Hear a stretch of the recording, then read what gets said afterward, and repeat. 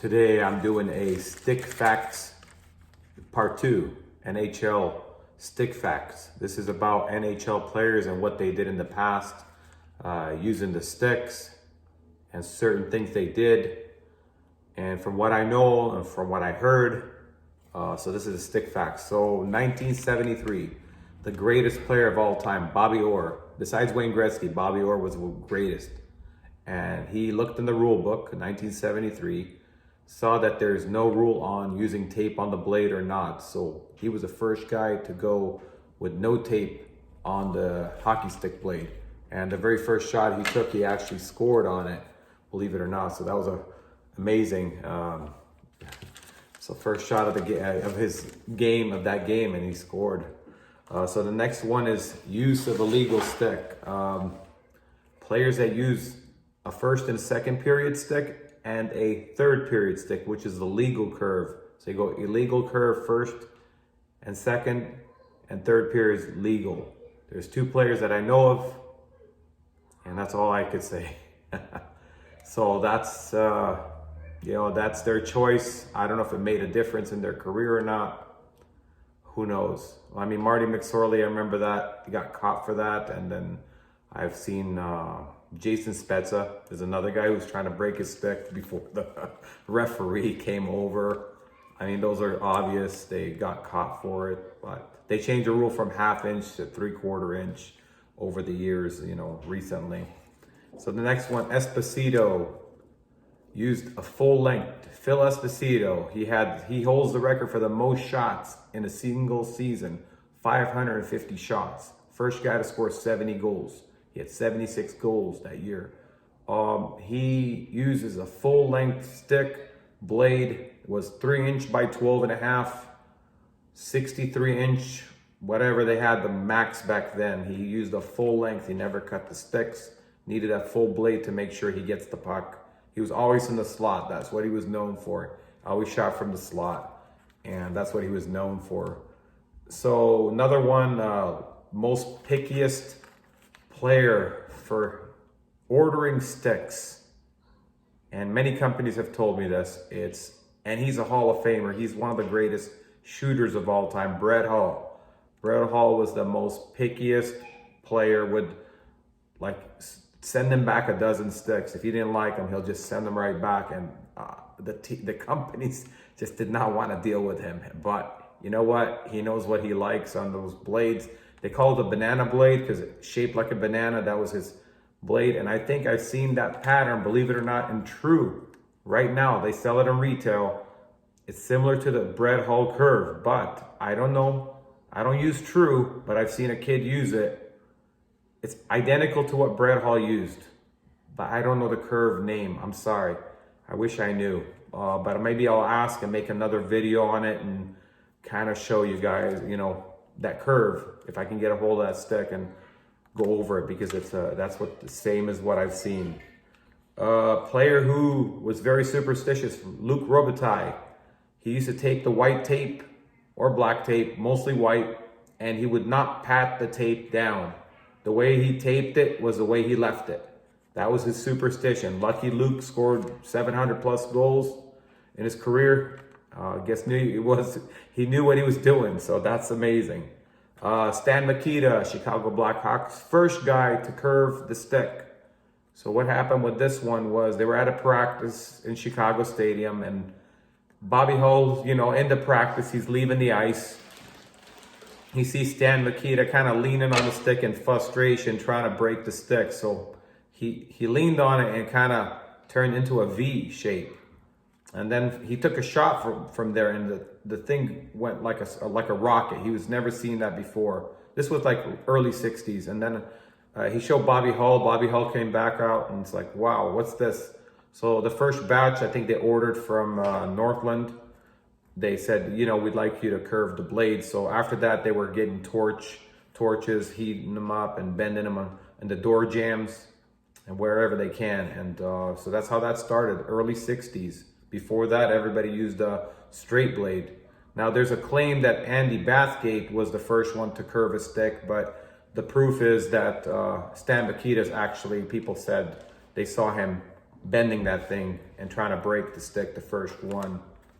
So I gotta believe Stan Mikita on this one, but that's pretty interesting. I have a piece of Warrior stick in my hand. 2008, I was shooting and a piece of the stick about 3/4 of an inch by 1/4 went through my hand, and I tried to pull it out. Couldn't pull it out, kept going in. Finally got the snake bite system that student's dad had. Couldn't get it out. It's in there, it doesn't hurt. I don't feel it. I don't know if my body dissolved it or not. I don't know, but when I took the slap shot, it broke right in my hand. It went right through my glove like a knife. And it broke, instead of breaking towards the flex, it broke back. So it recoiled back and went right into my hand. It was the most painful thing I ever experienced. It was so painful. So it's kind of like a fear in the back of my mind when I'm shooting. I'm like, I hope it doesn't break there again. But it was painful. I was hurting for a couple of days. And then after that, I just didn't feel it anymore. So it didn't, nothing happened. So the weirdest blade shape, Jason Spezza. He had wood blades and he'd like file them down on the toe. It was like a pointy, sharp end, and he got caught for that one. But that's like the weirdest blade I've ever seen. Weirdest shaped blade has to go for Jason Spezza, just the way he filed them down with those wood blades. And I don't know with the graphites if they custom made it or he could have filed it down. I'm not sure, but it was just crazy.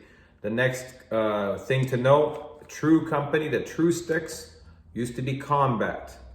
Before Combat, it used to be called Ballistic. So they came out with a stick called Ballistic. True Temper is a company that did golf shafts. And so then it also switched to hockey. So the Ballistic probably got bought out by one of the companies. And I know Combat got bought out by Bauer. So now they're using the name True, but it's really the same stick as the Combat. I've never tried a Ballistic, but I did try Combat shafts and one-piece sticks. And just to see them, they're the same as the True. It's just they changed the name. So True Temper is the name of the company. And just so you know. And this with the True now is a lot more advertising. They've done more stuff like gloves and the skates. They've got they've merged with another company for the skates. But before that, it was just the sticks. That's all they did. They only had, I think, 3 models of sticks. That was it. Not much. Not as quality, I don't think. This is my opinion. It's just the blades aren't as quality as other companies. But their marketing's doing well. They're marketing pretty good. And there's about 75 hockey stick companies all time, with some probably early 1900s till now. There's only about 75 companies. That's it. That's come and gone. Just it's hard, like the longest one that I've heard about was Sherwood. They've been around for a long time, and CCM. Northland's gone. Bauer's fairly new. Bauer started in like early 90s. So they didn't make sticks before. Warrior, 2005 they started. So the companies have come and gone.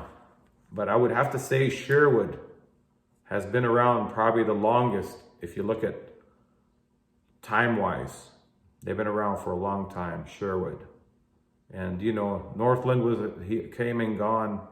I don't know how many years exactly. So Gretzky, he cuts his stick downs during the year. He starts at the length that he likes, and during the year, he chops them down by 1/4 of an inch, 1/2 an inch. By the end of the season, the sticks are a little bit shorter than what he did use when he started in the beginning of the season. So that's a fact on Wayne Gretzky. Chelios, this is something that I've noticed watching hockey games in the past. I don't know if the referees have caught on. I don't know if other teams have complained, but when you see Chris Chelios on the bench, he's always biting on the stick to remove the tape. So what he's doing is buying time. So when he's on the ice, just before they're going to drop the puck, you'll see Chris Chelios always go to the referee and remove a piece of tape off the blade. And what he's doing is he's buying time, 15 seconds, which is enough rest for the guys. So that's a strategy that he does. So he's biting on the stick, looks like he's nervous, but what he's really doing is peeling that tape off a little bit and then just having the referee, linesman, pull off the tape, and it's just enough time for his team to settle down for a face-off. It's usually done in his zone. And that's what I've seen. I've seen him do it many times. I'm surprised nobody's picked up on it. If you go back and watch, you'll see him do at least like once a game where he's biting on the tape and just put the stick to his mouth and just pulling on it. Next thing is Bobby Orr. For warm-up in the dressing room, he used to put 6 pucks on the stick and taped. One of the sticks was like a heavy stick, kind of like a baseball bat, where you have a heavy bat before you go out to at bat. And the same thing, he had a heavy stick. He'd kind of hold in his hand, roll it around just before he hopped on the ice in the dressing room. So it was 6 pucks, 3 on each side, taped heavily. And it was kind of a broken stick that they had, and that's what they use. A lot of teams do that. They have those like warm-up sticks in the dressing room with a heavy blade, and it kind of warms them up. Wayne Gretzky used baby powder, yes, and he was probably the last guy to use the friction tape, which they call it the Gordie Howe tape. The way he used it was he put a sock over the baby powder bottle, and he rubbed it on, and the baby powder was to keep the ice off. So, and also not so sticky. That friction tape, it's very sticky, both sides. And so you put the baby powder on to take off probably the stickiness of the friction tape. But it's pretty thick. I think it rips pretty easy. I did have to use that in Sweden when I was a kid. Didn't like it. Cloth tape in Sweden was expensive at the time, so everybody used friction tape. But Wayne Gretzky is probably the last guy. I've seen a lot of sticks out there, but Wayne Gretzky, I would have to say, is the last guy to use that kind of tape. I don't know if any player today in the NHL uses that tape. I'm not sure. In the college hockey, they get per year between 4 to 5 dozen sticks with their custom curve and everything. So if you're playing D1 college, you get 48 to 60 sticks per year. And some D3 schools actually have money. And I've seen some club teams that have money and they get their guys sticks, like 4 dozen. That's pretty good for club hockey. Not bad. So that's what I know. A lot of them use that. And there's one thing to know is I think that's it. That's all I have for facts.